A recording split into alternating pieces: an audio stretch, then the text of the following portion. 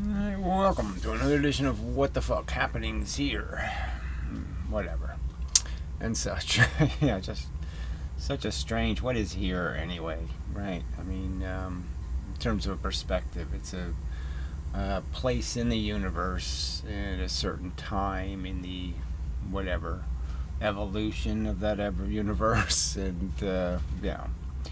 And this is what it's doing. And this is what it's doing here. Trying to have some sort of, trying to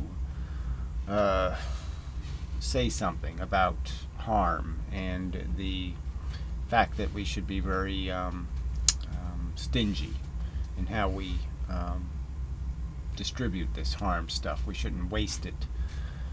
It's precious, to use a word.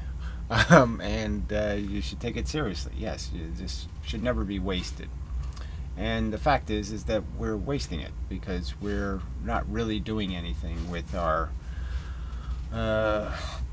playing the game, and it's just not a good game.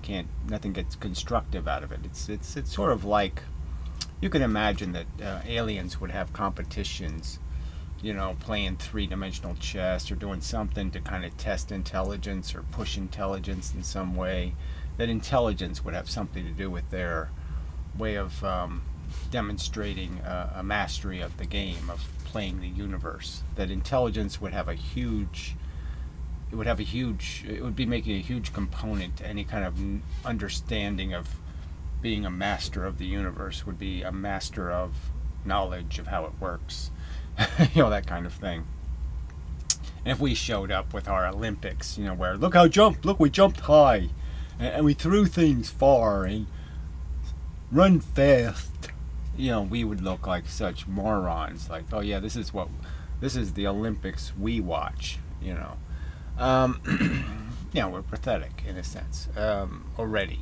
You know, just, we can already imagine our patheticness and how humiliating, you know, we are as intelligent beings, that we haven't even grown out of, you know, these crude measures of, you know, merit and accomplishment. Very crude. So, where was I going with this? Yeah, so this is the conversation you're trying to have with people. Let's not humiliate ourselves. You know, don't humiliate your intelligence. Apply it fairly and rationally, and, you know, try to get the right answers to questions. Appreciate things appropriately. Understand how much $1's worth, and how much $10 is worth, or how much a bag of gold is worth, or how much a little rabbit is worth. You know, understand what things are worth. You know, and that, you know, you don't trade. You don't make all these really bad trades, like, you know, oh, they gave us some beads and we told them they can have, you know, half of North America. You know, yeah, don't make stupid trades. You know, just don't do that. You know, that's smart. Try to be smart. Anyway, oh, I was supposed to mention, I have to use this hand, yeah, and point this way. Okay, on the Do Not God site, I did place a video there this week. Only can be viewed at the website, blah blah blah. You know, and it was a good video, actually. You know, it's, could have been an inmendham video, but it just happens to be a Do Not God video instead. And so I think it's worth a view. People who like, if you think these videos are worth watching, that one's probably worth watching. Where, you know, because I just deconstruct the silly arguments you get from retards, and then the even more abstract retards who claim to be, you know, arguing the same point, but somehow are so pedantic and so anal about how it gets argued that they think you're violating, you know, the rules because you jumped higher by, you know, jumping backwards or something. Anyway, it's just almost too silly.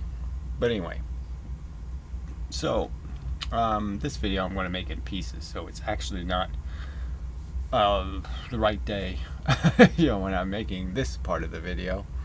Because I just thought of, you know, thoughts come to my mind, and I say, well, you know, that's a thought worth bringing up, and then it just floats away, and, you know, it doesn't happen. So I figured it might be a good idea to do videos when I'm in a different frame of mind, and try not to go on and on and on, though, like I already have, which is part of the problem. But, you know, it's the way it works. Explaining does take time. So anyway, I was thinking about just the way people react to the idea of death, and this is one of those kind of, you know, if you have a little bit of brains, you can sort of know that, oh yeah, there are fates much worse than death. I mean, death is one kind of, shucks, I failed. You know, it's one kind of way to fail at the Olympics. Another kind of way of failing at the Olympics is, you know, breaking your legs and, you know, being paralyzed, and, you know, there's all kinds of ways of failing. And some ways are much worse than other ways. So failing in the sense that, oh, I don't get to win the medal. That is, I don't get to play anymore. You know, so being disqualified from the game is one way to fail. You know, getting irradiated and getting cancer, you know, is a much worse way of failing. And so sometimes your failure can be a success. So if you happen to be lucky enough to die the day before you were going to die, you know, that's really cool. If you can die a better way the day before you were going to die a worse way tomorrow. You know, just that whole interrupted life thing. So, you know, it could be just a truth that if you had lived another day, you know, you would got hit in a car accident and been paralyzed for 6 months, and, you know, broken neck and had screws in your head and all kinds of, you went through all kinds of horrible trauma just to die anyway. And you could have been spared all that by being killed the day before. So you could argue that lots of people killed quickly in wars, for example, or like from a nuclear bomb. You know, you drop the bomb, and really the people you directly kill with the bomb are so lucky in the sense that they don't even know they got killed, right? They never even had time to go, I'm being killed. You know, they didn't even have time to form that sentence and say, I'm being killed. It's like they weren't even wheeled up to the guillotine. You know, it's just that somebody guillotined them from behind and they never even saw it coming. And a rational person would, I think, have to concede, yeah, it's hard to see a horrible, you know, it's sad in some way, you know, I don't know, tragic. You can use certain kind of words, but the only lament can be some kind of lament over, well, what could have been? And then as soon as you ask that question, what could have been, you get into what would have been, and, you know, what's realistic to think would have been. And the fact is that, you know, if the person was, you know, 90 years old and he gets nuked, I probably saved him just a lot of grief. I mean, probably the the years he had coming were going to be more bad than good. And I've done him a favor, essentially. I mean, yeah, he wouldn't think so. He wouldn't say so. But the truth is, you know, can you really rationally argue that it's just not the truth? You know, that he's better off? I don't think it could be reasonably argued that there could be cases or would be cases where the fact is a lot of harm was prevented and it was a good thing. I mean, clearly, if you nuke the average city, Chicago or New York or something else, you have to concede, well, you did kill all those bad people, right? I mean, all the people molesting their kids or beating their wife or doing this or doing that. You certainly did get rid of a lot of criminals, so that's good. And you did it nice, humanely, quickly, so that's all good. Now, I don't want to diminish the fact that, you know, nuclear bombs, unless you have a whole bunch of them going off, it leaves behind survivors, and survivors go through, you know, horrible, the worst of the worst than death fates. I mean, the worst kind of fate you can have in terms of the worst kind of death you could have. And so I'm not trying to defend any particular act. I certainly wouldn't defend us dropping nuclear bombs on Japan or something like that. But I'm just arguing with the thought experiment, the idea of what death is, and that it really doesn't matter how you become dead. I mean, the dying process is I would say is almost the bigger part of the being dead part. Now, the being dead part has this whole your story stops, which means if you're busy, you know, knitting something, or you're busy painting a painting, or you're busy, think of something. You have some unfinished business. You know, it can be very disappointing that you didn't get to finish your opus. Now, the argument would be, though, is most people would be thinking, oh yeah, it's my great symphony, and, you know, I just have to do 5 more pages and the symphony is complete. Well, you know, most people should be able to admit, yeah, that's not what I'm doing. Okay, that's not what my life contains. Now, I could argue that my life does have those kind of things. I do still have this ambition to be able to communicate these ideas in some sort of silver bullet fashion, that I can put them in such a perfect little narrative that no matter who we shoot the narrative at, they get it. You know, like the perfect movie, that you just can't mess it up. You can't screw it up. It sends everybody the same message, and they get it. You know, it makes it visible. It just perfectly renders reality, you know, and makes it visible. And then I have this whole physics project, you know, and yeah, I like to finish it. So I do have, you know, some excuses. But yeah, as I've conceded before, even without the excuses, it's just like you just don't feel done. Like there is still more to do. Like there is still some, you know, even if I'm just here to smash things and break them, there's more things to break and smash. You know, there's more, you know, there's more rubble that needs turned into smaller stones or something. It's just not a finished project. And so I imagine a lot of people feel that way. Now, feeling that way and being able to defend the feeling, we're stuck again with you know, an argument where I think a reasonable person has to concede that there's something more going on in terms of our clinginess, you know, and how we cling to this idea of our life being purposeful and functional and something worth continuing to feed with electricity or feed with resources. And you know, it's I'm not going to argue it's some evolutionary thing or some kind of biological thing.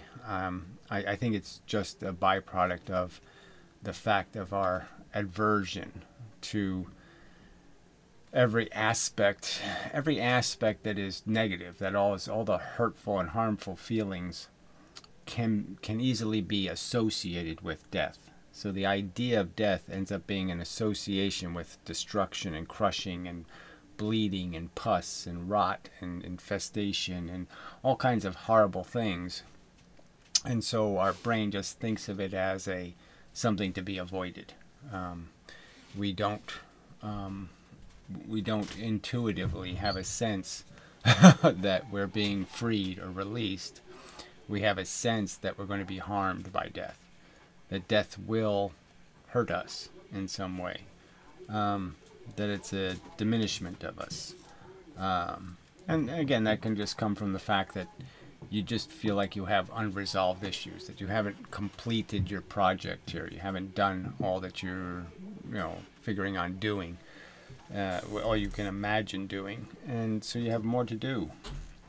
So anyway, that's just one piece of the conversation. It's just about this idea of does it really mean something when people talk about some Holocaust or some other thing? Is it really the worst? Is it really that bad if, you know, we were exterminated? If a giant whatever meteor hit the earth and blew it up in that much time? Could you really write it on a piece of paper? Could you write the story about how there's a great tragedy because all these wonderful things that would have been didn't happen? And what would those wonderful things be? A sale at ShopRite, you know. It's just there's not much you can make out of it. It's just a bunch of silly organisms clinging to their silly little story. They're all writing a little piece of poetry that is their life, and they all have a sense that it's not finished, and I need to fix it, and I need to somehow make up for that, and I want to finish that thing, and I haven't really talked to my kids, or I haven't really done this, or I haven't really, and so they have all this unfinished business, and that's what they're really clinging to.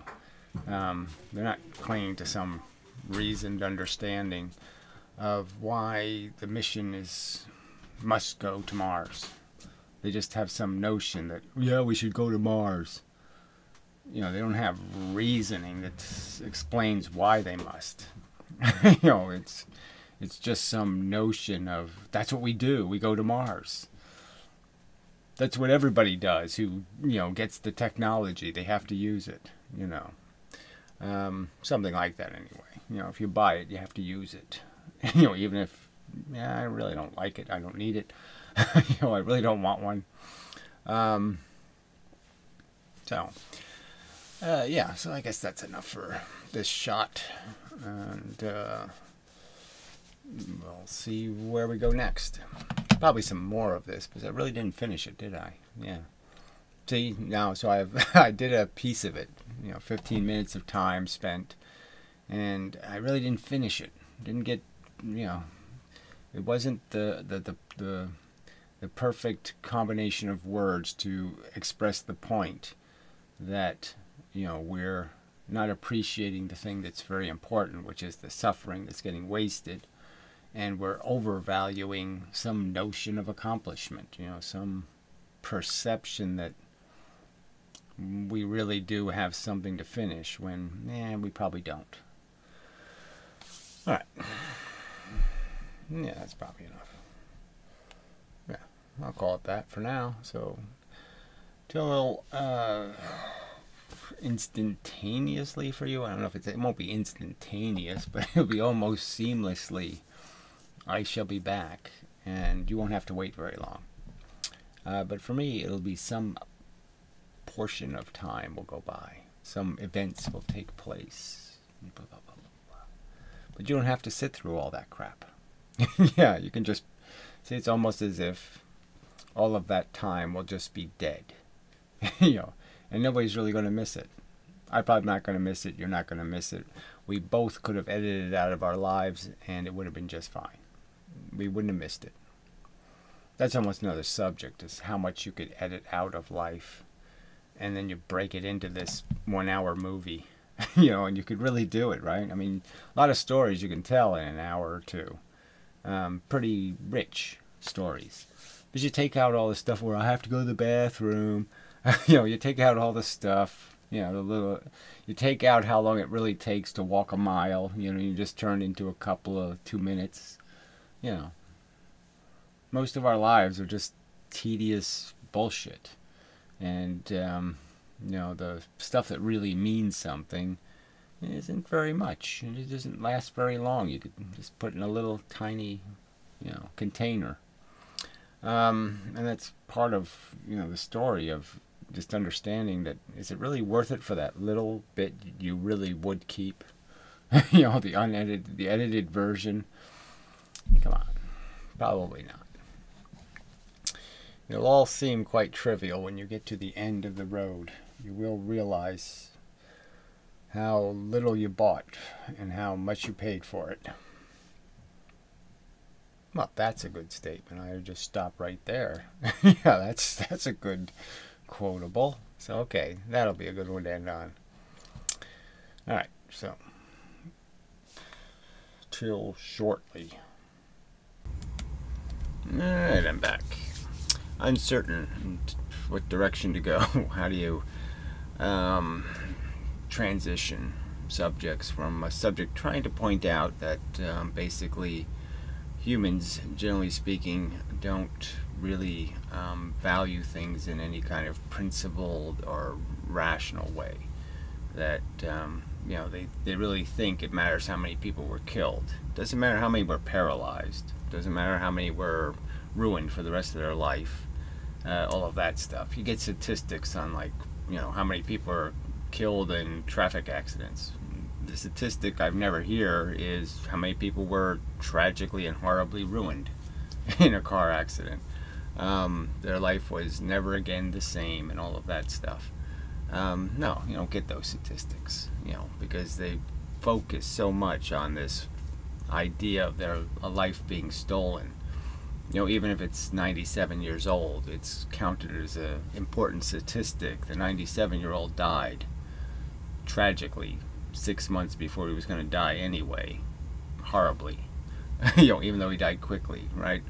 So it's the whole 9/11 thing, airplane crash thing. If people die in a spectacular way, you know, we have to throw flowers forever, and we have to mourn and build monuments and do all kinds of crap. But if they get killed by a drunk driver, who cares? You know, somehow that tragedy is meaningless, unimportant. Somehow it's not real. Yeah, it just doesn't make much sense. It's you know, it's a tragedy of the unappreciated tragedy. It's the tragedy that we can't even figure out what tragedy is. You know, how much we undervalue the stuff that really matters, and how much they overvalue the stuff that can't really be rationally defended as mattering or tragic or horrible or any of that stuff. And I suppose it's a lack of imagination. People just are really poor at imagining a life they don't think they're vulnerable to or something. I'm invulnerable. It won't happen to me. Therefore, I won't give it much thought. You know, there can't be much else to it. They imagine one person's circumstance, and they just aren't required to imagine another's. Their attention is never focused on it. They're busy, you know, acquiring their treasure, and they really don't have time to be thinking about what it costs or how it's made or anything. They just want the coins. Something like that. They're too preoccupied with the you know, importance of all their little minutia, and you know, that's as far as it goes. And that's I can always say it's kind of pathetic that people have so little imagination. But anyway, so it's the best I can do in terms of a transition from a subject that really needs to be talked about is just how badly. I mean, you could, you know, there's so many examples, but I mean, you go to like the whole Iraqi war, you know, over, you know, whatever, yeah, 3,000 deaths, maybe 10,000 people, 20,000 people, you know, ruined for life, and we spent trillions of dollars making the world a less safe place in response. You know, we killed hundreds of thousands, who knows how many. You know, people just driving down bridges and stuff, minding their own business. Completely innocent victims. Lots of, apparently we like to shoot up wedding ceremonies, so, you know, we killed lots of brides and such. You know, just blew up the criminals with their kids, with their wives and kids, you know, who cares? So all of those little things, and then all of the paralyzed people and injured people and people who lost limbs and all of that kind of thing that's related to all of that horror. You know, just to give the country to religious kooks, you know, to just give control of the territory to exactly the people who are most likely to do it again. Yeah. Great idea. You know, it's I don't know, what you metaphor it to in terms of stupidity. You know, putting so many criminals in the prison that the prison explodes and all the criminals escape. I mean, it's, you know, it's just so obviously the wrong reaction, and again, it just totally insults all of the other tragedy that goes on in life. Yeah, okay, you take a hit from some radicals, like, you know, it's just kind of silly to think you go out and, you know, because some Republicans storm the Capitol and try to overthrow the government, let's kill all the Republicans. I'd vote for it, but I'm just saying it's not a very practical, that you're going to accomplish that without paying a very high price for it, let's just say. They have a lot of guns, you know. They're not going to go down all that easy. So it's just not very smart, and, you know, there's just lots of examples of the human race not being very smart. You know, Karen Ann Quinlan's kind of thing. Let's keep the dead people alive. At the very same time, we know people are dying because they lack the ability to pay their fuel bill or their mortgage or some other kind of little thing that's going to totally ruin their life. I mean, they're going to go from okay to totally ruined, from semi-capable to totally disabled. and because we wasted money on crap. And this is just not the way to run a railroad and all that kind of crap. So tons of examples, in my opinion, that just illustrate how poorly, how pathetic the values of the human race are. That they really don't appreciate all the stuff that matters. Is they're walking on it, and they're putting on the shelf, these fake jewels and silly dust balls and just stuff that's just crap. It's just crap. I mean, the Olympics example again. This whole, what's the definition of a hero? Somebody can jump high? No, heroes aren't people who like go to college for 20 years, figure out something actually brilliant, that improves everybody's life. No, that's not a hero. You don't even know their names, But some asshole who can swim faster than everybody else, oh yeah, gotta pay attention to that. I'm just, my brain's just glazing over. I'm saying, why am I even talking to these idiots? They're too stupid. Just too stupid. So anyway. So that's the transition portion of the video. So I guess I'll move on to some other conversation about something else. Just so many ways to fix the system, and just nobody's working at that. Nobody's trying to push that. Again, it's not going to come from. You have to work in the system, but you can't work with the people in the system. You have to create mechanisms that weed their judgment out and put some other judgment in place. Even if you randomized it. I mean, even if we had a random, we picked up people out of the hat. When you vote, you sign up to be a justice of the Supreme Court. Yeah, I'd like that job. Pay me a couple $100,000 and I'll just, opine on a subject.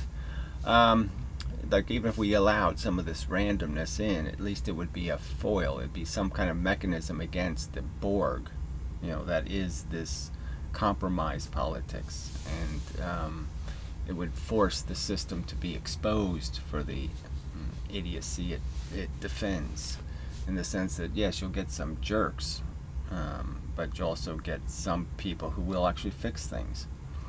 You'll get lucky sometimes. In a sense, you could argue that, Iraq was very lucky to have Saddam Hussein. Yeah, horrible individual, crazy, stupid, silly person, but so much better than religious kook. So much better, and in a way you could say that having some average random ideology to have some measure of power would be better than the system that produces the politics, the party believers, because they're just toxic. So anyway. Blah, blah, blah, blah, blah, blah, blah, blah. So, till the next time again, and such. Yeah, I'll be back with something else. I should be back.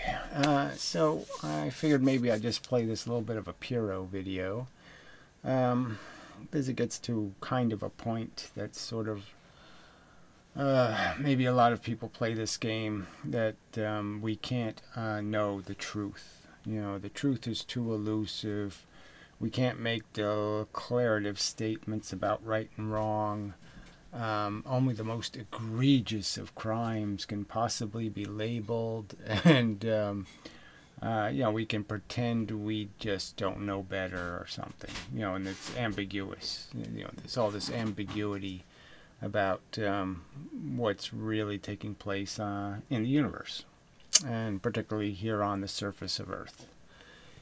And humans' participation in that, the big story of life on Earth, and the little story of what humans are doing. Yeah. And, just all this fake BS, as if, we just can't figure it out. And so, we can pretend we don't know better. and then we can act badly. And into it, but just at the level that you presented, I mean, I think we have a big sloshy world of wave with oil and water mix. No, that's not the right part. That's the physics bullshit. Do should be here. Yeah, that's the place. In terms of those two old topics we've had, and why maybe, there's a middle topic where that's more exploratory. Yeah, well, I'll get. No, that's too late. So I thought it was in here somewhere. Offended you. Now, oddly, in the middle with politics, which you mentioned maybe bringing up, and I know we have some disagreements on like our critique of the Democratic Party, even though we both have them. It's got to Better be in there place. somewhere. We won't improve it. We're starting off on such a different oil and water mixed, and then Just when plain. the waves are really choppy, drops get. So this is a silly way of saying that somehow physics has randomness in it, or free willy thingies or something, because it's waves splashing. Yeah, no, there's no waves splashing. Spit out, and then the drops look like BBs, but and so that we start off at a different step. Yes, and the argument is it's you have no reasoning, no logic, no evidence to defend your mushy view of the universe. Just none. There's no good reasoning. Oh, just magical things happen. It's just this. It's again. It's just religion. You're just relying on some. Oh, maybe we can come up with some spiritual thing. Some spirit force, and therefore, oh yeah, everything's justified because we have to respect the spirit force. Yeah. On politics, well, no, the politics is the third thing. On the other hand, the whole meaning of life. There we go. That's the subject. Yeah, the meaning of life, and understanding what we're playing for in the game of life. How trivial our ambitions are versus how real the horror and pain and suffering endured is. I mean, I sort of concede. So I'm saying. Yeah, see, he says he sort of concedes. What he wants to say is, yeah, life sucks. But I'll let everybody make up their own mind whether they torture their kids or not. I'll know that, yes, they're abusing their kids, but he just doesn't have the balls to say that's what it is. It's child abuse. Okay? People have kids for utility reasons. They have kids for all kinds of deplorable, awful, rapey reasons. And he just doesn't have the balls or the guts or the integrity to just say that's the way it is. Instead, because he's committed those same crimes, instead he's making excuses. That they have excuses. That even in the, 2021, humans can plead ignorance, and they don't know what they're doing, and they didn't realize they were taking a risk. They don't know what gambling is. They didn't know they had to pay back their student loans. It's all this fucking bullshit. That's beyond what I can really decide. See, yes, you can decide, and you know it, okay? You can figure out that the animals weren't put here for us to eat. All right, that when they're getting killed in nature, it doesn't mean that, oh, it's a wonderful thing then. If I get killed by getting eaten by a crocodile, no rational person says, oh, well, that's a natural death, so it's so much nicer and better, and it's just fine, it's all okay. Now, if somebody, captured me and put me in a closet and then barbecued me, somehow that would be an unnatural and nasty death. That would be an unacceptable act, where the being eaten by the crocodile is somehow acceptable torment. I mean, it's illogical mush. Pro-choice in the sense of the meaning of. Yes, you're pro-choice in the sense that you will allow people to abuse children because you just don't have any guts. It's that simple. There's lots of things people are doing right now to their kids that can only be described as child abuse. Indoctrinating them in silly religions, performing rituals on them, just damaging their psychology for life, all kinds of stuff. Okay, all kinds of risky behavior in terms of, bad genetics going in and bad genetics as a byproduct. people with 60 IQs. I'm sure he doesn't think it's a great idea for, retarded folk to have children, or people with substantial physical deformities to sit there and impose those on their kids. He's not ambiguous or uncertain about, oh, that's just not a good idea. He just doesn't have the guts to say it. And again, some of his trespasses are his own. He doesn't really want the obligation to change his behavior, and not eat animals. It's convenient for him to do it.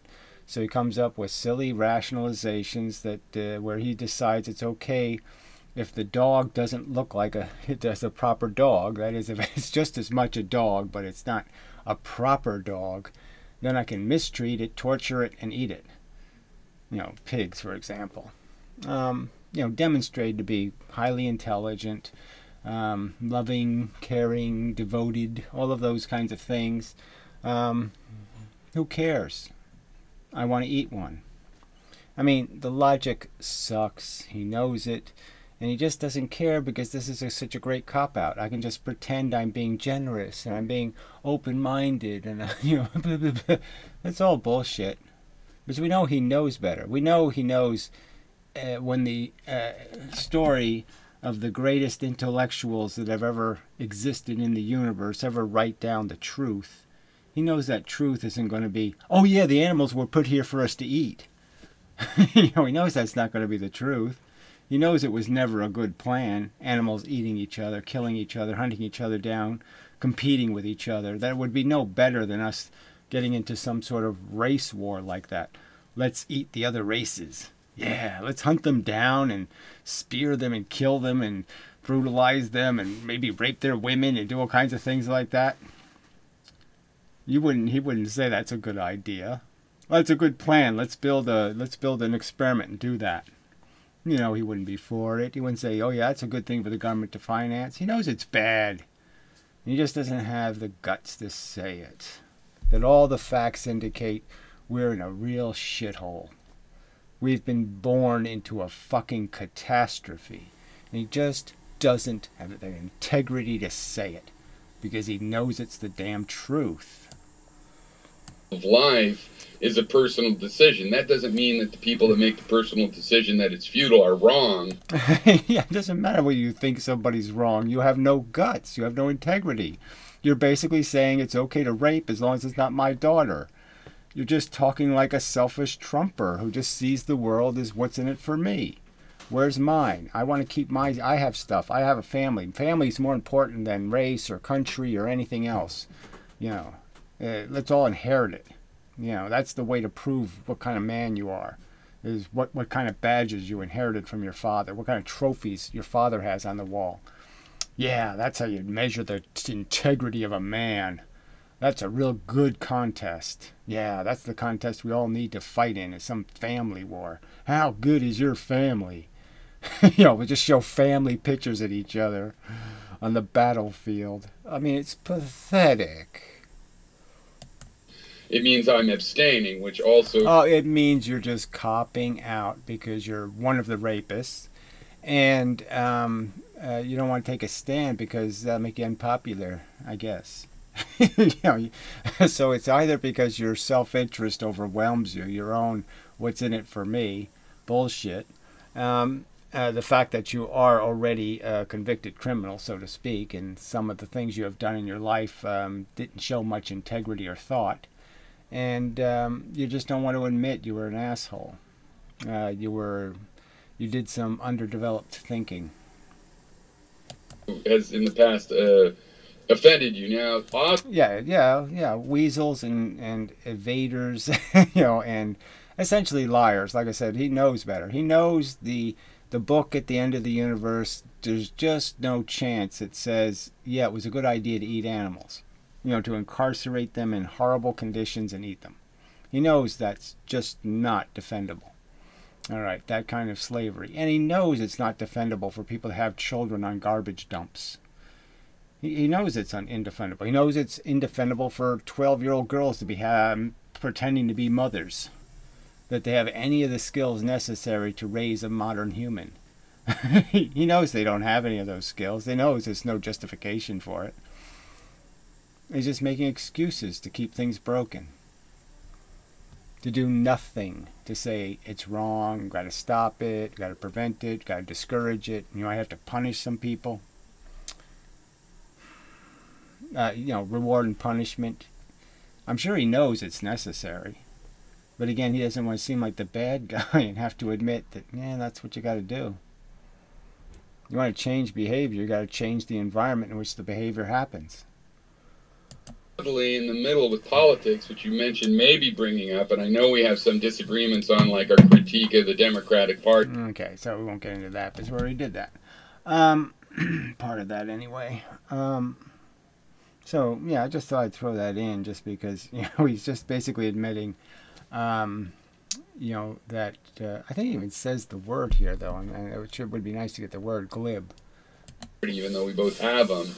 You know, there's actually more, there's potential compatibilities. We're still going to disagree, but not like right off the bat, like these other things. Now, so what I'm saying is, in the physics, we definitely start off on the different feet. I think mine is totally mechanical. Well, you know, just baby talk. Totally mechanical means you can trace every little action that happens, and I could reset the universe in exactly that condition. And if it's mechanical, then there's no excuse for it coming out differently. Same circumstance, same outcome. He's of the Feynman camp, supposedly. I mean, the irrational camp of, well, because we don't have any proof otherwise, let's pretend it's random. Like, there's a random God, and he randomizes things. And A goes to B goes to C as well. It's just that it's fluid dynamics. It's just baby. Again, you're just evading it. You can't have it both ways. You can't say fluid dynamics has randomness in it because fluid dynamics doesn't have any randomness in it. So that's just a nonsense. There's lots of moving parts. Obviously, we can't trace every moving part. Obviously, in something's fluid, by definition, it's a motion. Obviously, it's a little hard to create exactly the same circumstance when things are all moving, when there's a trillion gazillion things moving. Yeah, I guess it'd be hard to set them all up the same way. But, you know, it doesn't change the fundamental argument, which is there's nothing making them move except these basic Newtonian forces, and that's it. There's just a bunch of mechanical forces that require strict behavior, and nothing gets to magically do any free willing. And that's enough of a difference. On the meaning of life, our difference really is that you think, of course, and we've used this term historically, or you have, you know, that it's glib, that I refuse to. Yes, exactly. It just shows your insensitivity. It shows a complete lack of understanding of how important this all is, that change doesn't happen if people don't make it happen. And you're just defending the backsliding. You're just defending, let's just sit on fences some more and not get to what has to get done. Let's not clean up the mess. Let's not do anything. Let's just pass it on to another generation to have to keep eating the shit. You know, because we're not going to clean it up. We're going to keep forcing people to fall on these banana peels. We learn through our existence all these dangers, all this stuff. And you're just glibly saying, I just don't care about who comes next. I'm not going to put up a warning sign. I'm not going to do a damn thing, okay, to improve that future. I'm just going to, you know, do my skateboarding and, you know, see if I can find some free money on the street. Yeah, it's disgusting. That I abstain from saying what decision other people should have about the value of life. No, not what they should have. You're just making the rational argument that the preponderance of the evidence is. So I don't care. You don't really have to do anything more than just agree that the preponderance of the evidence points to. And that would be perfectly satisfactory for me. I wouldn't, you know, I don't care. I mean, I think you really should emphasize when things are really just too silly to come up with any other explanation. Just too silly to rationalize again torturing other sentient organisms on this planet. They're already tortured enough by nature, and you're just saying, well, because nature's torturing them, I can torture them some more. So if I went to Africa 500 years ago, I should just barbecue some Africans. Because nature's barbecuing them, I can do it. I mean, it's, you know, I can enslave them. I mean, they're slaves to the horrible conditions. You know, I mean, the people in the Congo, you know, they have a lifespan of, you know, average person of like 36. because there's so many parasites. The biology is so active. It's such a difficult place to live. And I can just pile on some more. Because nature's treating them like shit, I'll treat them like shit. I mean, it's insipid logic. But I hope we could discuss those two things, but I would like to discuss... Yeah, no, I mean, the fact that you're guilty of the crime of a kind of gross indifference, and that you certainly are capable of knowing you're really not going to win that argument. Okay, some notion of free will, you know you're not going to win that argument. Some notion of a redeeming purpose here on planet Earth, you know there is no redeeming purpose. There's no gods, there's no mission statement, there's no nothing. And the fact is, we're just fancy bacteria, and we have this completely inflated perception of our majesty and our magnificence. And it's just what bacteria do. They do that. Just like some fucking slimy, tentacled, disgusting, slobbering alien life form like a Jabba the Hutt has the same kind of insane ego, or would have. It doesn't have any merit. The perceptions have nothing to do with the truth. And those are important statements the human race needs to hear. And instead of saying that kind of shit, you're just talking about how all the most eccentric and wacky humans you can find are fun to talk to. I mean, you're really not doing anything to help the circumstance. And again, the real reason is because you've been such a shitty nest builder your whole life, you don't feel comfortable ridiculing the terrible nest building you're seeing right in front of you.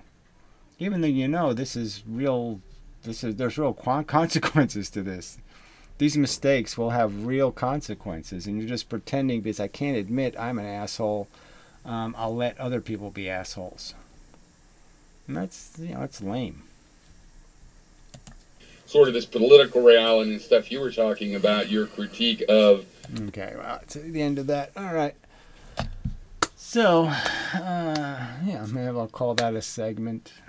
So there is lots to talk about in terms of the subject of religion and metaphysics or spirituality or any of this baby talk about, some underlying poetic meaning to our existence that really doesn't exist. The facts are overwhelming that we're just a frickin' fancy kind of fish.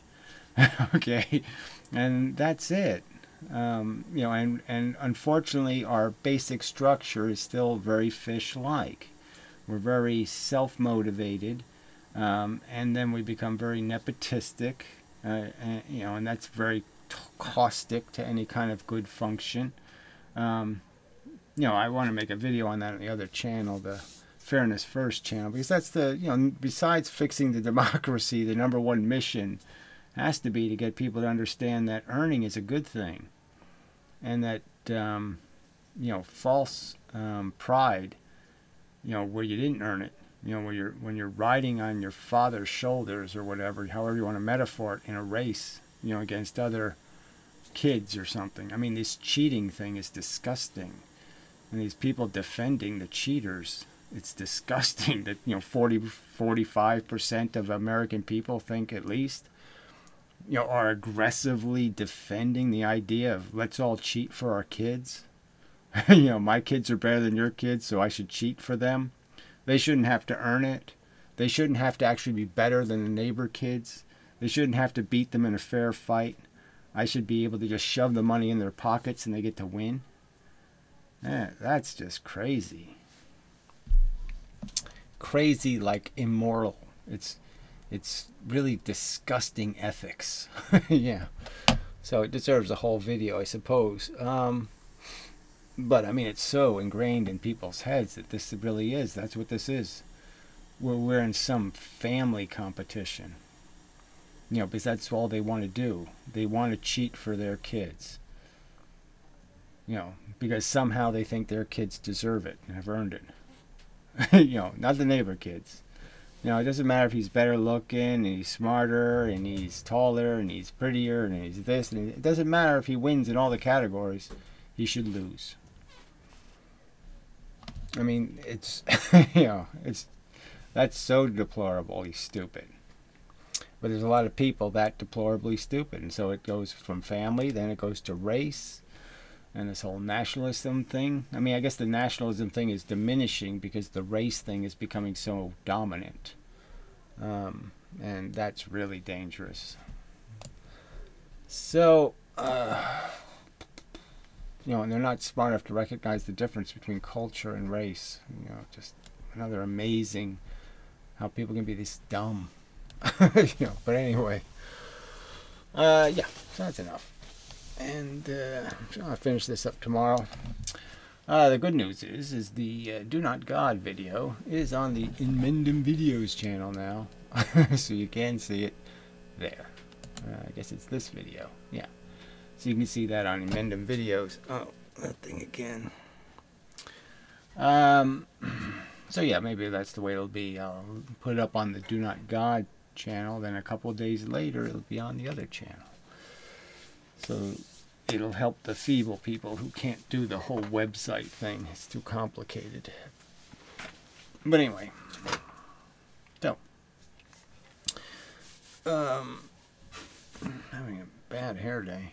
But anyway, so till the next time and such, and might be soon actually. Yeah, and so forth and whatnot. Alright, should be back again.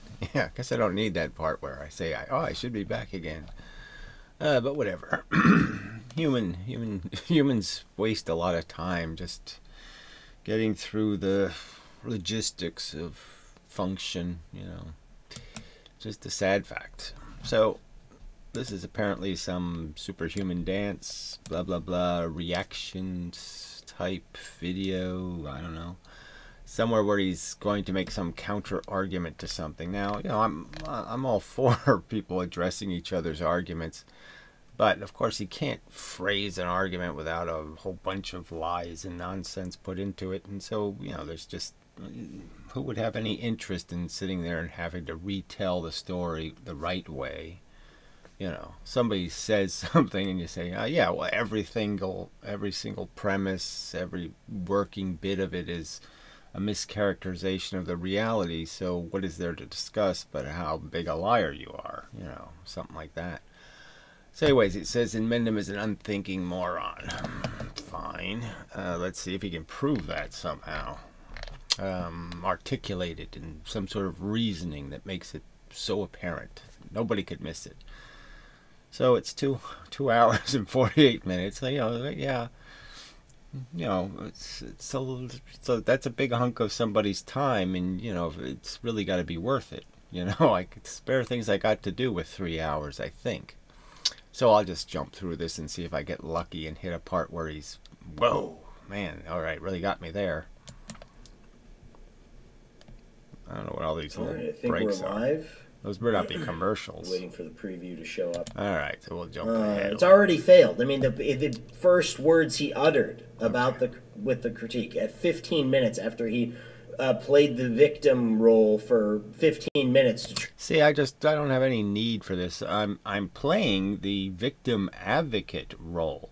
That's my role, is to say, I recognize that there are such a thing as a victim. Now, I could argue that to some extent I was a victim of being born into a world that makes absolutely no sense. And, if you have any kind of innate intelligence in the sense that you acquired some knowledge as an infant, you were curious and looked out the window and did some things and, pondered, that in some way you're going to be a victim of the fact that it's not going to make much sense. But all this, whatever this victim thing is, I don't know what he's really trying to get to. And I just made the simple point that somebody's not an anti-natalist if they personally choose not to have kids because they think they're smelly or expensive. That doesn't make them an anti-natalist. So that's not too logical. And it's really not too logical, to say that every person recognizes that the risk is too high. They might recognize that life has risk, but they're not recognizing that it's too high. They would go on the roller coaster where, yeah, 3 people fell out yesterday and died, they'd still go on it. You know, there's people who just, you know, they think they're going to be lucky. They have some lucky notions in their head, and the lucky notions just make them immune to thinking it could happen to me. You know.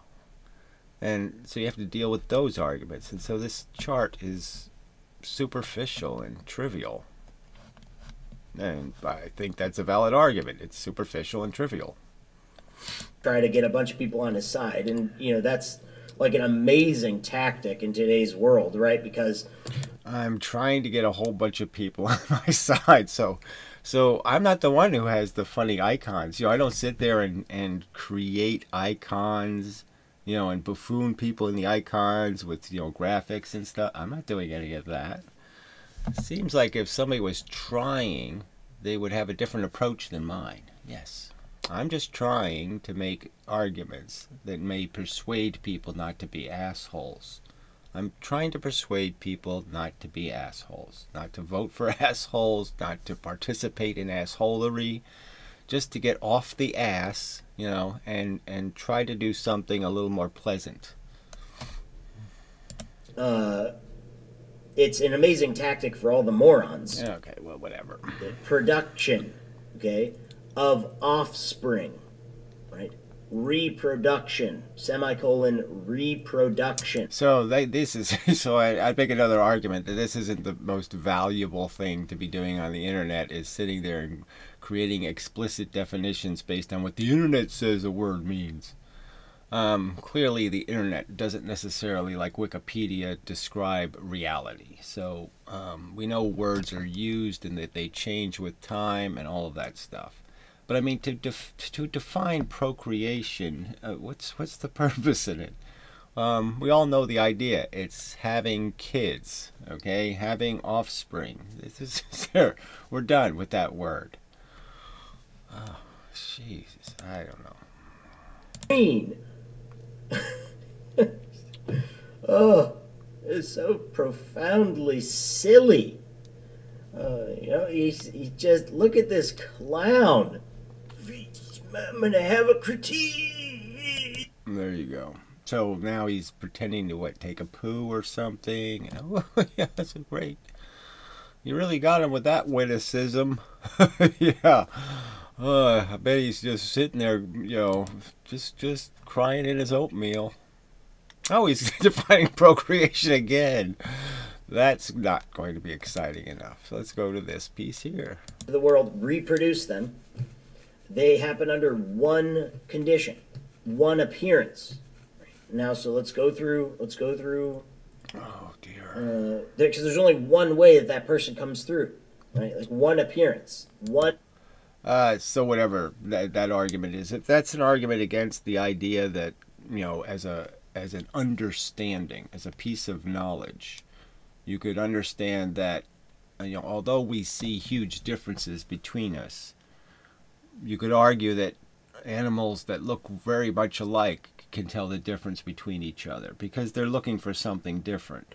You know, it's like a peacock, just one little feather out of alignment, and you don't get the babes. You know, so you know, this idea of the distinctions that make a difference, or you could argue might be very slight. And you could argue that if you had 500 goldfish in a fish tank, would there be much point in saying that goldfish is special and the rest of them are shit, and you know, all kinds of crap can happen to those, but it's really important that something good happened to this goldfish? Or having the notion that if I killed half the goldfish and then I replaced them with, you know, 250 more goldfish, so, you know, that somehow those goldfish are different than the goldfish that were already there, that there's something functional in what they're doing, struggling, eking, squeaking through their life. I mean, certainly some of us do things, you know, that are unique. You know, like the guy with the buffalo horn hat, you know, that was, you know, doing the revolution for us, you know, saving us from the government. You know, that's sort of a unique individual. But can you put it in a category and just say, yeah, that's just another stupid human trick, though? It's not much more interesting than people walking on their hands or doing some other trick. You know, they're just tricks. And so you could really understand that, you know, your existence is going to be replayed. It's going to, in effect, it's going to be the same crap. I mean, from any, you know, objective observer who wasn't totally fascinated with every nuance of human behavior, it's just going to look like another generation of the same slop. The same little animals squiggling through. You know, if we had videotape from thousands of years ago in cities and little people walking around doing their little silly stuff, you know, even though the buildings would change and the ground would change, all the little squiggly human behavior would all look the same. Little humans talk to each other. Oh, can I screw your wife? Okay. You know, they go do little squiggly things. It would just look like a bunch of snakes slithering around in their little snake caves. I mean, come on. I don't know exactly what his point here is, but that's what I'll turn it into.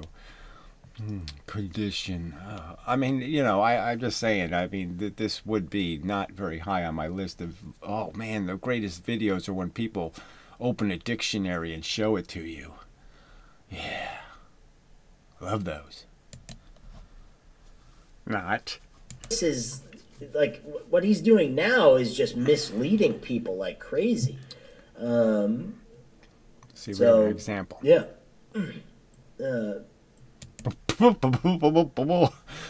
First, I'm not leading anybody. Okay, so every single thing I argue, I explain why I believe it, why it makes sense to me.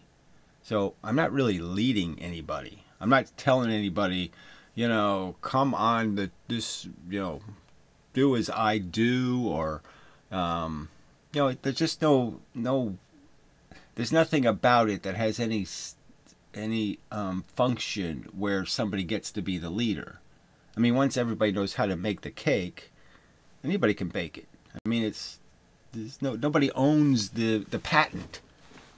You know, jeez, stupid. Anyhow, let's speed it up a little. so yeah, well, let's go through. So we went through appearance. So this word condition. We went through appearance. We went through quality. These are the words I'm using. Okay? Very excited. I'm happy that you found some words you like to use, like sussing. That's a really cool one. Really like that sussing stuff. I mean, you can do so much with it. Susserize, sussiate, supercalicious, you know, calicisusalistic. Bath. Right. So, anyways, happens under one condition, one appearance, one quality, one working order. Okay. So. Oh, I don't know what that could mean, but you know, one working order. I mean, and like, I'm not going to go through all of like how to explain logic and everything to these fucking. Yeah, right. You shouldn't have to. The logic is the process. So really, logic is about facts, putting facts together. So all you have to do is really just get the facts into people's heads, right? If people understand evolution is really just a bunch of maggoty kind of stuff, you know, I mean, it's terrible. You make a whole you make a whole bunch of kids and then you kill most all of them, you know, just to make a superior one and then breed it and then kill a whole bunch again. Like if you actually were breeding humans, like you were the human breeder. You know, that's what you'd do. You'd make a whole bunch of them, and you'd just, you know, as soon as they were born, you'd be disposing of them, and then you'd make them jump over a hoop or do something to see how good they could jump, and then you'd kill a whole bunch of them. So you'd be killing stuff most of the time. Now, if somebody understands evolution in that context, and they don't have some little, oh, evolution is hardy, you know, it's love. You know, if they have some bizarre notion in their head that it's doing something great, like it's making great things, great gladiators. No, it's just making killing machines. You know, that's the function. So if they have that understanding of evolution, and then they understand the context of all of their ambitions and all their stuff that they really want to do in life and all that kind of stuff is all egocentric, completely devoted to, you know, making you into a little golden idol or something. And, well, that's preposterous because, again, all the other goldfish are just as good, realistically. They got, you know, brains that need to be happy just as much and all that kind of crap. And it would be illogical for somebody to say something has value and then dispose of 99% of the stuff that has exactly the same conditions that lead to being valuable. See, so these are just logical arguments. You're just putting together some facts. Here's the context of your existence, evolution, and here's the functional limitations of what you can do with these machines. These machines aren't very good at doing good things, and they do bad things really easy. And it's, just simple facts, right? It's easier to tear something down than it is to build something. These are just facts of life that mean this can't work too well, and it's not going to work too well, and it's not going anywhere, and it just wastes a bunch of misery and hardship and substantial trauma. And that's really what it's about, is that the people who get, the goldfish who get the worst of it, get it so bad that the ones who are lucky should know, I wouldn't buy a ticket. I wouldn't buy one of those be a goldfish ticket. That would be really dumb of me. So unless I have protection, because I happen to be of the form that has had dominion over the territory, or the brown bears have owned the territory, and the black bears and the other bears, they don't get to own anything. If I think I'm in a privileged class and I won't ever fall out of another kind of vagina, then they can have delusions and silly notions that they're going to get somewhere in the future. That they're always going to be born a Trumper, with their, and always going to be really close to the shiny city on the hill. When, no, you're going to be born in a garbage dump. You're going to be born missing eyeballs or something. You're going to be born in some sort of horrible, hideous state. And you're just imposing it on yourself. You silly idiots. See, but you just make the logical argument. There's nothing else to it. It's not any more complicated than spelling out some facts, trying to show people that they point somewhere. And they're always, the real obstacle is most of the people in opposition have a fantasy story. I'm spiritual. I'm a being from space. They have silly notions of some better purpose. That they're going to do something in the universe to make it, they have a bucket of spick and span, and they're going to make the universe, they're going to pick all the rocks, all the lumpy little rocks off of Mars and make it nice and smooth. And then I would explain factually how that's not an accomplishment, retard. It's just going to get lumpy again. Monkeys, right? Like you should be paying me to fucking do that. To coach you. You really should be. This guy should be paying me. Whatever. So he thinks he's a coach of some kind. Yeah. Paying him for what, right? Could somebody just make a list of all his outstanding quotable quotes? Sussing the succotash. I mean, wait, what's his biggin? His big idea. Never smart, Gary. You were never smart. You were never intelligent. Ever. You're just an arrogant piece of shit. Well, at some point, I'm just saying I could provide the contextual evidence to bother debunking his statement, right? I could just point out how that I literally did fail grammar school. Straight D's and F's. I C. I never even saw one of those average marks in any category. Charming. They didn't have charming. I would have been charming, I'm sure. I could have got at least a C in charmingness. Or funny. I was funny. There's just no doubt about it. But, yes, I didn't do very well. But the fact is they give you one of those little tests that figure out whether you can, you know your anus from your eyeball. And I did very good at knowing the difference between an eyeball and your anus. Okay, so I did really well at these, abstract tests that try to just test whether you're likely to fall down when you walk outside, or whether you think you can walk through trees, or whether you can tell the difference between a squirrel in the tree and, a potato. And yeah, I did really well at those tests. So it's just a fact, that I seem to have acquired enough of intelligence where they didn't keep me back, even though I was the youngest kid in the class and failed. Yeah, every year. First, second, third, fourth, all the fifth grade, failed. Just failed. And they never kept me back. They always had a conversation about it. They said, well, how can we keep him back? He appears to know how to tie his shoes and do all these other things. So whatever. Just one little piece of evidence that I could probably be called intelligent by reasonable people. Now, you don't have to. It's okay. You want to have a competition someday. I mean, he did a Bitcoin video, right? I mean, I didn't watch it, but praising Bitcoin. I mean, I could explain how, well, really intelligent people see that as just a gimmick.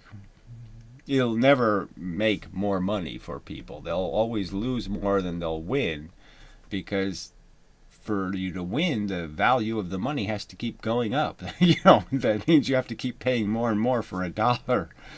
So it's inevitably going to mean, you're paying more for less. But whatever. Go ahead and, I snookered some other Bitcoiner out of his money. There, that's a great thing. Let's do that to each other. Let's steal from each other. It's so much fun to steal from each other. Yeah. There's nothing else going on. I mean, if it was really going to be an electronic currency and actually replace cash, and we didn't have to pay PayPal anymore, or we didn't have to pay to convert the money into real money, then it might have some value. But until they figure out how to do this conversion thing without us getting screwed by some corporation, it just doesn't mean anything. They have to set up some bank where you can go in and convert cash into Bitcoins for free. When you can do that, then you have something. That's all. That was amazing. You know what the hell I was. I was able to say, why would I want me? Why would I want to try to raise me? Yeah, I mean, you are Okay, let's see what he says. a fucking derisory idiot as well. I mean, you would have been 10x worse than anything it was to deal with me. Even though I was probably, I mean, to my enemies and shit, I'm always, I mean, that's really a good thing. You're just a jerk, okay? I mean, there's nothing else to call you. You have a disgusting a way about you, in the sense that you just can't help but personally react in some insanely low-grade, useless manner. I mean, you can't even insult people with any kind of cleverness. It's just so crude that who would bother? Yeah. Continuing. Completely invalid. I'm talking with them. So if they're a white person, their future progeny, white. All right? Being every possible human being that could ever exist. And down the future lines of progeny, black people eventually became white people. I mean, Michael Jackson became a white person right in his lifetime. So, again, you just can't make... Yeah, whatever. I don't know where he's going with that crap. But clearly people have delusions in their head that they're immune to those kinds of things. So that argument doesn't really work well. Because they're saying, no, I'm going to be one of those the goldfish that don't have any white spots on them. I'm going to be the goldfish that's, they think their view of the world is a world that, yes, this is what, I'm human. Okay, there's other people, you might call them human, but they're human with some extra letters on it. They're some conditional kind of human. And so their perception is they'll never have to be in any other class of human. That won't happen to them. They only see it as their bubble. So first you have to explain to them that that's really what they're embracing, is the risk of all possible fates in the real world.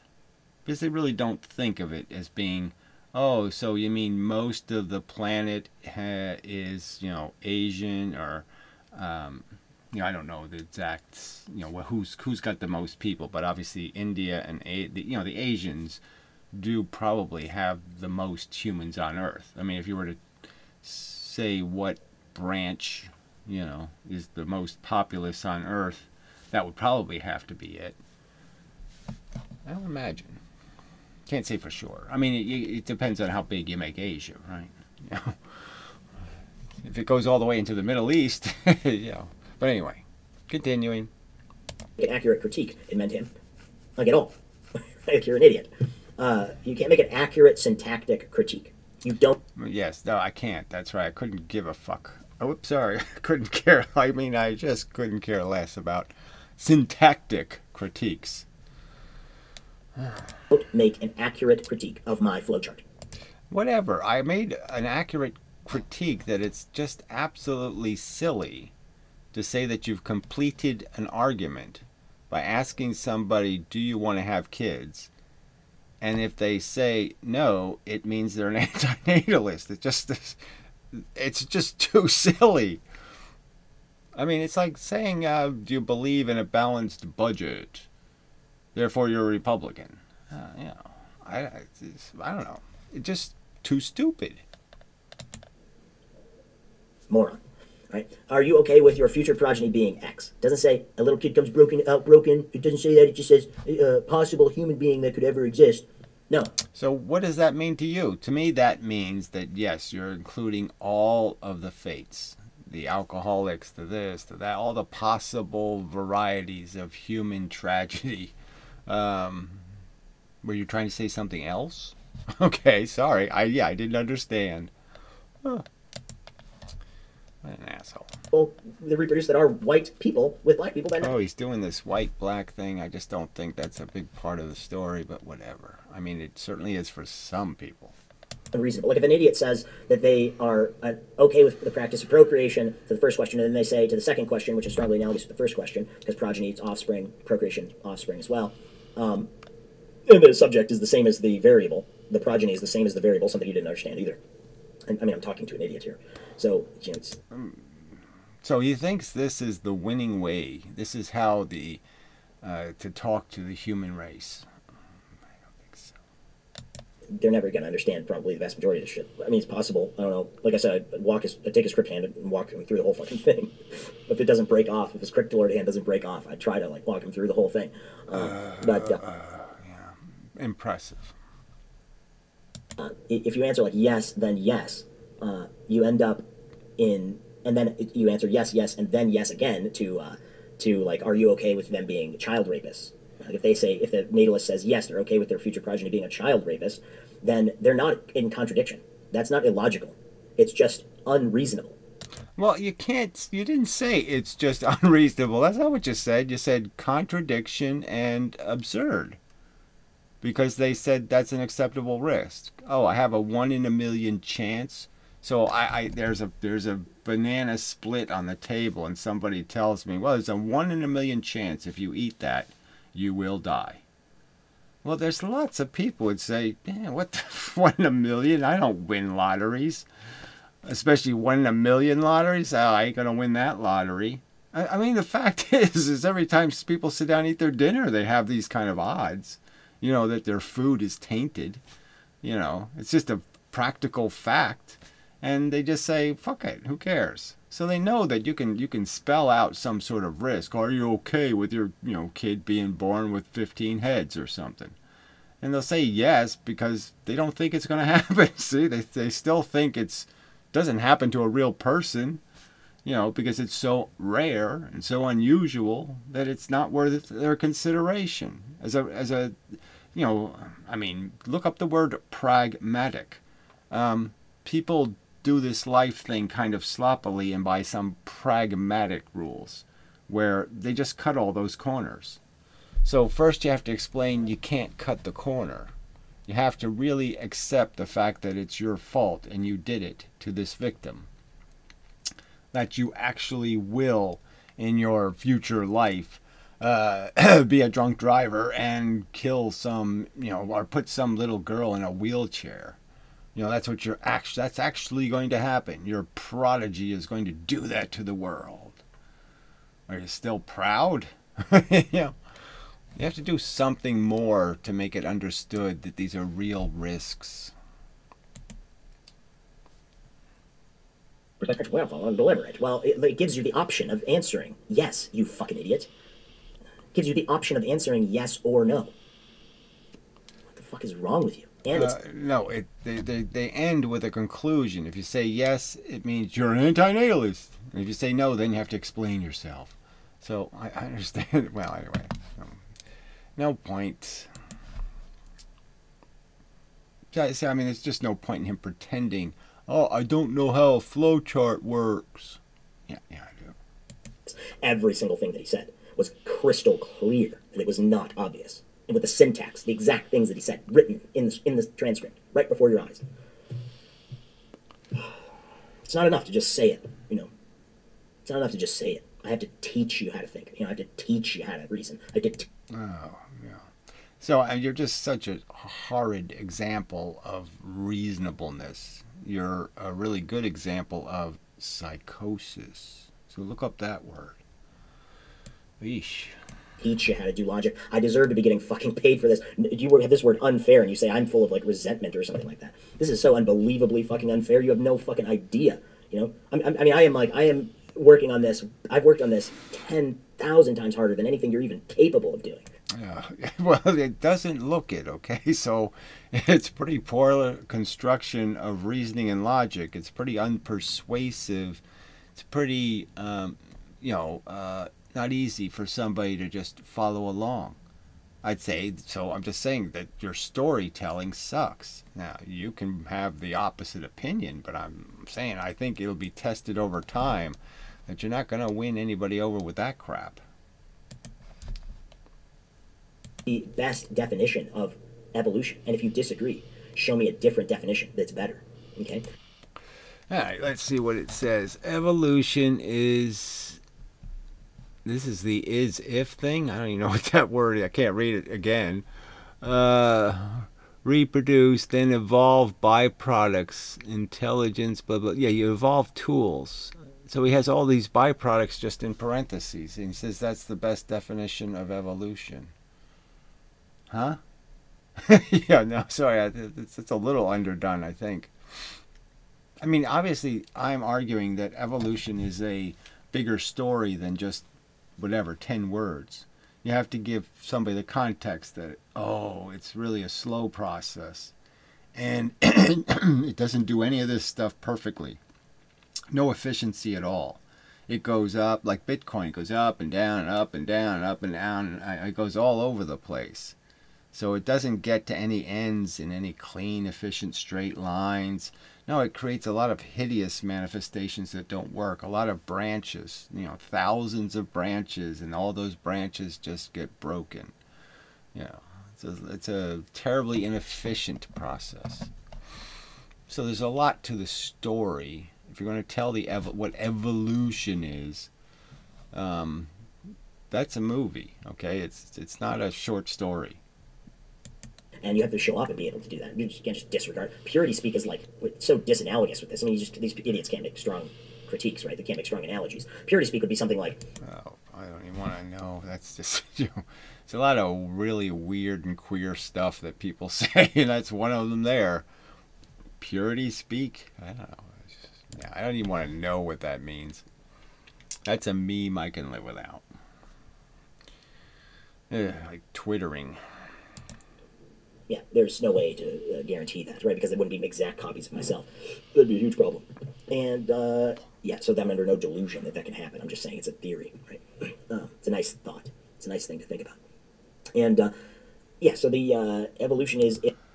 Well, cloning is possible even in nature. Some organisms are cloned, and so there's a lot less variety in them. But whatever. I mean, some things you can't, some pieces of us don't evolve, like the basic, sex cells. There's very little opportunity for evolution because they don't have any chromosomes of their own. They're not doing anything that changes anything. So they really can't make productive changes. You could all argue the whole epigenetic parts, all the female cellular parts. The evolution is insanely slow because it's not really being controlled by any direct genetic component. And so it doesn't learn. See, if a sperm is really successful at being a sperm because it has like 2 tails or something, it just isn't going to be likely that in any way, by it winning, it's not carrying that code. So it's not carrying the code for 2 tails because it was an accident. And so... it can't really say, do that again, to the genetic model. So all of its changes and all its mutations don't really get written into the success-failure book. If reproduce, then evolve byproducts, intelligence, strength, agility, tertiaries. This is the competition thing, so he's bullshitting about that. And he has no idea what the fuck he's talking about, like usual. So this would be broken down from that point of evolution, of the agreement on evolution, not purity speak, just accurate speak. There's a big difference between that word. Yeah, no, I don't want to know anything about purity speak. It's a little bit, whatever. Yeah, that's, you know, something Nazis do or something. I don't know.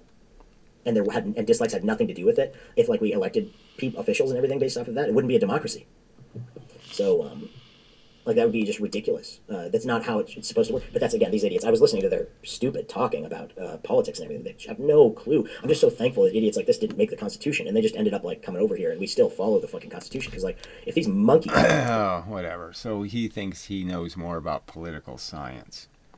So he actually thinks the democracy works when there's no representatives in Congress for what people's ideology really is.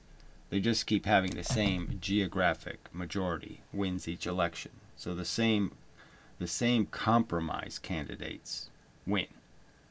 I mean, I'm arguing that if we really wanted a representative democracy, the fact is there might be, you know, any group that could muster, you know, 500,000 people would have a representative Congress. So there would be people who actually wore their Klan suit. There would be all kinds of people represented because they as a group could vote that ideology. But because they're spread all over the country, they're drowned out. So it's just like the whole argument about cigarette taxes, for example.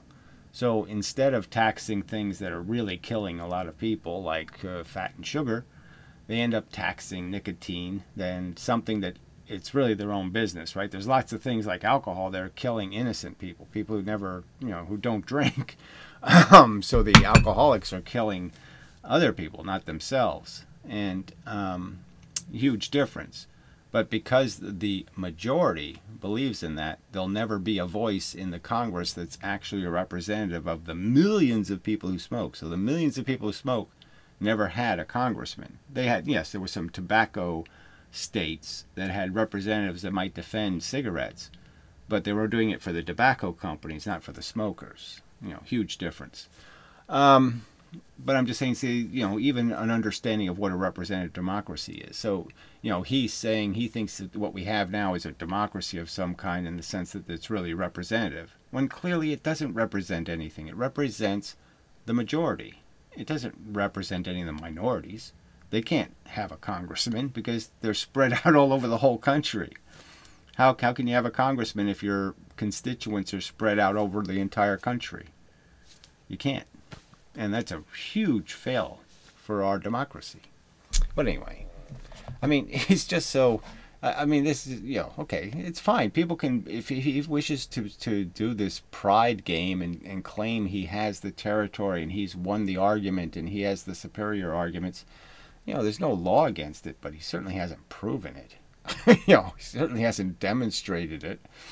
And he's made it, in some sense, undemonstratable because he can't have a rational conversation with people.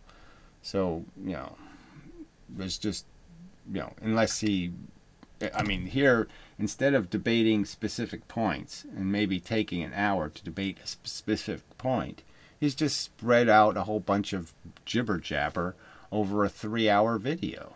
But can anybody who's watched this video point out a real argument he made somewhere? I mean, I'll respond to it if somebody can pull it out of this crap. But I don't think he's made any reasoned arguments that in any way are compelling to somebody reasonable. Yeah, so that's all you can say. I mean, I've made some effort to find one. I haven't heard anything yet. All you hear is accusations and little prideful statements. I did it better. Says you. We're in control of that fucking shit. There would be a humongous travesty. We would lose our GDP. Like there would be a huge collapse if idiots like this guy. I mean, he doesn't understand that. Like, yeah, right. I mean, it's just kind of funny. Like I said, look, I've already outed things that, you know, will be known by people eventually. The whole fraud of the FDIC insurance, that they use that to guarantee junk bonds. So FDIC insurance is not going to exist when it's needed. It has no chance. $7 trillion in liabilities, $100 billion in coverage. There's no way you're going to make that $100 billion have any chance of covering that $7 trillion. Okay, so there's not going to be any FDIC insurance. It's going to be printed cash. And then the government prints cash and puts it in circulation. That's inflation. So, you know, it's just doom all over the place. And then, you know, I'm the one pointing out the $8 trillion in borrowed money in the Federal Reserve. Now, you want to show me somebody else who's pointing that out? Show me one of your experts or some guy who you think knows what's going on, has any idea what that money's there for and why it's there. They think it's real money. No, it's just checks that haven't been cashed. And the government's got the obligation to cash them. So when the banks go insolvent, the government's going to have to make up those checks. And where's it going to get the cash? Where's it going to get $8 trillion? Can't collect that in 1 year. Like the concepts, right, that are in the Constitution. Like, he doesn't understand them, right? We could go through. It's just too silly. So why don't you make a political science video where you do something other than just hurl insults and actually say something about the actual process? And then I'll demonstrate how, you know, you are so fucking stupid. You don't know anything about how this system works. Ugh, just disgusting. I mean, this part's a little disgusting. I mean, when people who really have no clue, you know, just talk this shit. Ugh, it's pathetic.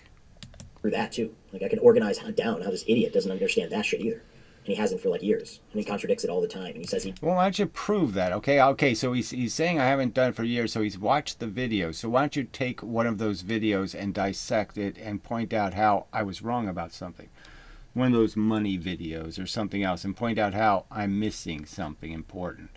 Again, this is an idiot too stupid. He thinks when he makes money on Bitcoin, he's getting the money from some happy place, you know, where the money is. You know, he's just picking it off a happy tree. No, you're just stealing it from the other people who bought Bitcoin. So you're selling a meme. That means half the people you sell the meme to are going to lose their money. You do understand that, right? You're advocating for something that can't do the up part unless it does the down part.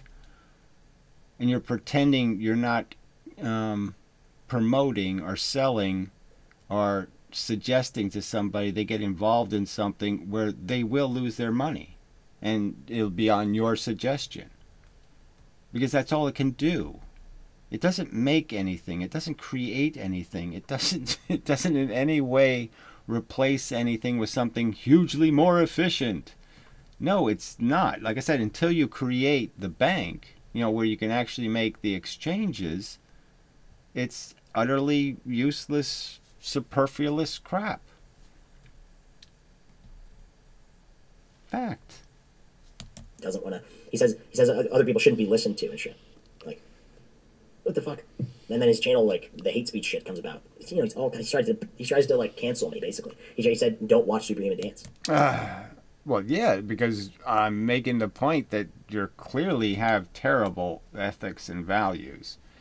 And I don't know if I ever said the words, but, you know, I mean, clearly you're a channel devoted to a bunch of slanders against me, okay? A bunch of stuff so stupid that it's not worth me even investing any time in it. And half of it is more personal than you should be involving yourself in. I mean, you really don't have a right to just sit there and, you know, play these games with what you imagine my life to have been, or what you imagine how I live, or how I survive, or any of this stuff. It's none of your fucking business. So yeah, you're a yeah, you're a shithead.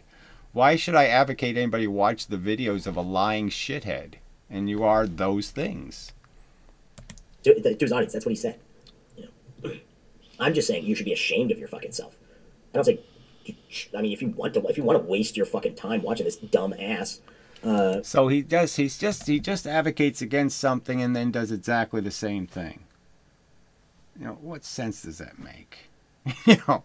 Well, anyway, so I'm pretending there was some reason that you would think that maybe this guy is saying something that could mean something to a reasonable person. My mistake. Okay, yeah, there's really no arguments here. So, whatever, you know, that's all you got. Whatever, do your little thing and see how it goes and blah, blah, blah.